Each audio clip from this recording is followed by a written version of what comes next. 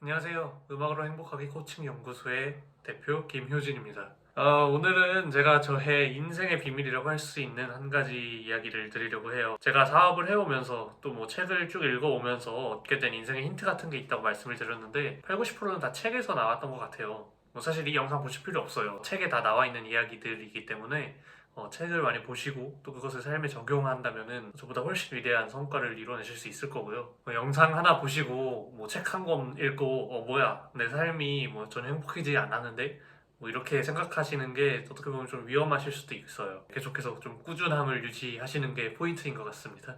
이 꾸준함에 대한 이야기도 제가 나중에 다른 영상을 통해서도 좀 할 거고요. 아무튼 그래서 제가 오늘 이야기하고자 하는 인생의 비밀이라는 게 무엇이냐? 오늘 저는 성공하는 인생이 되는 방법에 대해서 이야기를 해보려고 합니다. 사실 이게 제 채널의 전부잖아요. 자, 여러분들은 성공이라는 단어를 들었을 때 어떤 이미지가 떠오르시나요? 뭐 람보르기니를 타는 거, 뭐 돈을 많이 버는 거 그런 이야기들이겠죠. 뭐 한때 우리나라에서 흙수저, 금수저 뭐 이런 이야기들도 있었는데 만약에 성공의 기준이 돈을 많이 버는 것이라면 부잣집 아들, 부잣집 딸로 태어난 사람들은 태어나자마자 인생의 성공이라는 것을 이루었다고 말할 수 있을까요? 돈이 전부가 아니야 라는 이야기는 뭐 드라마나 영화의 뻔한 클리셰 중 하나기도 하잖아요. 그래서 나는 뭐 부자는 됐고 남들 먹고 사는 만큼만 직장을 다니면서 남들 먹고 사는 만큼 뭐 그렇게 벌고 또 시간이 쌓여서 연차가 쌓이게 되면 월급이 올라서 가면 갈수록 좀 더 부유한 삶을 살게 되는 경우도 굉장히 많죠. 근데 제가 봤던 한 책에서는 이렇게 얘기해요. 멋있는 빨간색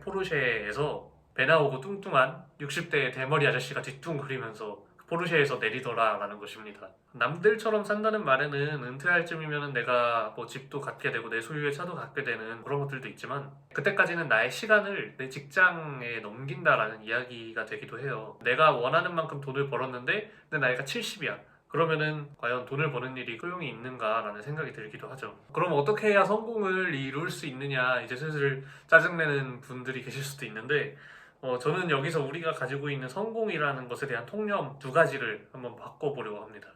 첫 번째로는 인생의 성공은 돈이 아니다 라는 이야기죠. 우리는 흔히 성공과 돈을 연관짓잖아요. 아까 전에 제가 성공이라는 단어를 들었을 때 어떤 생각이 떠오르느냐라고 물었을 때 성공과 람보르기니가 이어서 나왔잖아요. 근데 그것에 대한 위화감을 별로 느끼시지 못하셨을 거예요. 어떻게 보면 당연하고 일반적인 거기 때문이에요. 성공이 왜 꼭 돈과 관련이 있지? 라고 생각을 가지시면서 두 번째 통념 깨기 이야기를 한번 들어보세요. 둘째는 과연 우리가 성공에 대한 기준을 명확히 하고 있는가라는 것입니다. 우리가 성공이라고 말할 수 있는 삶을 살기 위해 얼마만큼의 돈을 벌어야 될까요?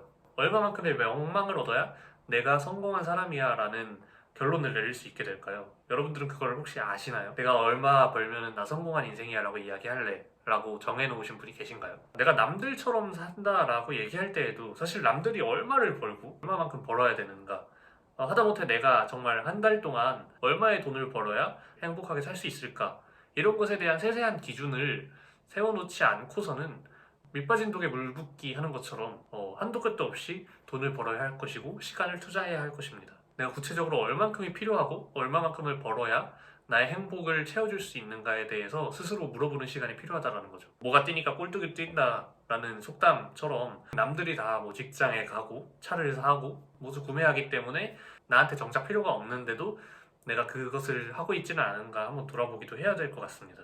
특히나 요즘은 SNS 시대잖아요. 좋은 것들이 너무나 많이 올라오는 시대에는 그런 것들을 특히나 더 경계해야 됩니다. SNS에는 남들이 하는 것을 보고 부러워하고 또 나도 그렇게 하고 싶어 라는 식으로 생각을 하게 만드는 아주 강력한 심리작용이 존재하기 때문입니다. 아무튼 성공의 구체적인 리스트업을 하기 위해서는 내가 원하는 삶이 어떤 것인지를 아는 것이 첫 번째 선행 조건이 되는 거죠. 내가 뭘 할 때 행복하고 뭘 할 때 즐거운지 내가 뭘 할 때 스트레스를 받고 무엇을 하기 싫어하는지를 알아야 내가 진정으로 행복한 삶을 사는 설계를 제대로 할 수 있습니다. 어떤 활동에는 경제적인 수입은 적지만 나에게 행복감을 주는 것들이 있거든요. 뮤지션이나 예술가라면 당연히 내가 음악 활동을 하는 것, 예술 활동을 하는 것이 안정적인 수입을 가져다 주는 것보다 나에게 더 큰 행복감을 가져다 주기 때문에 우리가 그 활동을 한다라고 할 수 있겠죠. 회사에 취직하는 것 같은 경우에는 나에게 예측 가능한 안정적인 수입이 계속해서 들어온다라는 그 요소가 다른 것들보다 훨씬 더 크기 때문에 길을 선택할 수 있는 겁니다. 그러니까 여기서 중요한 거는 나의 삶이라는 거예요. 내가 무엇을 좋아하는가. 근데 여기서 많은 사회적 충돌이 일어납니다. 가장 대표적인 게 전공이에요. 내가 대학교 때는 음악을 공부했는데 내가 사회에 나와보니까 음악으로 돈 버는 게 녹록지 않더라. 그래서 음악과 관계없는 다른 직장을 선택하기도 하죠. 그렇게 전공을 포기하고 취업을 할 때 자존감이 낮아지는 경우가 종종 있어요. 저도 주위에서 뭐 그 선배가 음악 그만두고 뭐 어디 취업했다더라, 무슨 일을 한다더라 라는 이야기를 많이 듣게 되었고 또 많이 제가 하고 있기도 하더라고요. 근데 사실 생각해보면 음악을 그만두는 거는 큰 문제가 안 돼요. 어차피 이거는 나의 삶이기 때문에. 나는 사실 안정적인 수입을 통해서 내 자신이 행복해지는 사람인데 오히려 음악이라는 걸 놓지 못해서 뮤지션으로서의 삶을 어렵게 살면서 나는 너무나 힘들어, 나는 너무나 비참한 사람이야 라고 생각한다면 오히려 그게 좀 더 큰 문제가 아닐까라는 생각이 들어요. 중요한 건 내 마음의 소리를 듣고 따라야 된다는 것입니다. 나는 안정적인 돈보다는 조금 더 자유로운 시간을 음악적인 활동을 택할 거야. 그러면은 뭐 그 선택을 할 수가 있는 거죠. 그리고 주변에 계신 분들은 그 선택을 존중해주면 되는 거고요. 그래서 결국 성공을 위해서도 내가 누구인가를 아는 것이 가장 중요한 전제 조건이 되는 것 같습니다.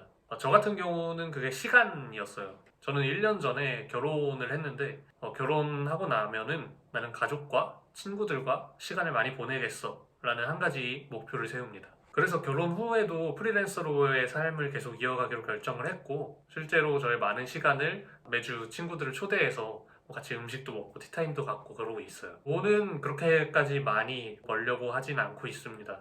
돈을 벌 시간에 아내에게 또 가족에게 친구에게 집중하는 시간을 갖는 것이 저의 목표였기 때문이죠. 어떤 사람들은 60살에 은퇴를 해서 이런 시간들과 이런 삶을 누릴 텐데 저는 20대 후반에 이미 이런 삶을 살고 있고 성공을 느끼고 있어요. 그리고 더 중요한 거는 이제 저는 이런 성공을 맛보았기 때문에 제가 앞으로 나아가는 모든 일들 가운데 주저함이 없고 계속해서 자신 있게 저의 일들을 밀어붙일 수 있다는 거죠. 주변의 환경이라던가 뭐 주변 사람들의 시선 같은 게 이미 세팅이 되어 있어요. 아, 저 사람은 저렇게 사는 사람이야. 앞으로 그래서 제가 뭘 한다 그래도 뭐 그냥 그러려니 하고 넘어가는 거죠. 뭐 손가락질 하거나 뭐 욕하거나 그런 사람이 별로 없어요. 제 생활 패턴 같은 경우도 이미 그렇게 세팅이 되어 있고요. 저는 그 위에서 새로운 것들을 시도하면서 지금의 삶을 살고 있습니다. 저는 다음 영상에서 이 성공에 대한 이야기를 조금 더 구체적으로 풀어보려고 합니다. 도움되셨다면 구독도 한번 눌러주시고요. 네, 저는 다음 영상에서 계속해서 찾아뵙겠습니다. 감사합니다.